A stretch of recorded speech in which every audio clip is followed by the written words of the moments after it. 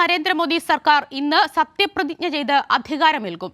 സത്യപ്രതിജ്ഞാ ചടങ്ങിൽ ബംഗ്ലാദേശ് പ്രധാനമന്ത്രി, മാലദ്വീപ് പ്രസിഡന്റ്, ശ്രീലങ്കൻ പ്രസിഡന്റ് തുടങ്ങിയവരും പങ്കെടുക്കും.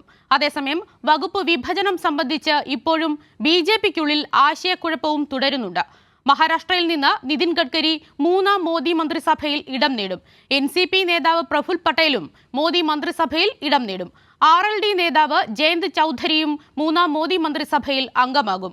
ഒഡീഷയിൽ നിന്ന് ലോക്സഭയിലെത്തിയ BJP ദേശീയ വക്താവ് സാംബിത് പത്ര, BJDയിൽ നിന്ന് BJPയിലെത്തിയ ഭർതൃഹരി മെഹ്താബ്, ഒഡീഷയിലെ വനിതാ നേതാവ് അപരാജിത സാരംഗി, കർണാടകയിൽ നിന്ന് പ്രഹ്ലാദ് ജോഷി, തേജസ്വി സൂര്യ, CN മഞ്ജുനാഥ്, ആന്ധ്രാപ്രദേശിൽ നിന്ന് D പുരന്ദരേശ്വരി, നിലവിലെ വ്യോമയാന മന്ത്രി ജ്യോതിരാദിത്യ സിന്ധ്യയും മൂന്നാം മോദി മന്ത്രിസഭയിൽ ഇടം നേടും. നിലവിലെ ആരോഗ്യമന്ത്രി മൻസുഖ് മാണ്ഡവ്യ, BJP വക്താവ് അനിൽ ബലൂണി, ശന്തനു ഠാക്കൂർ, പശ്ചിമ ബംഗാളിൽ നിന്ന് സൗമേന്ദു അധികാരി, അഭിജിത്ത് ഗംഗോപാധ്യായ് എന്നിവർ മന്ത്രിസഭയിൽ ഇടം നേടും.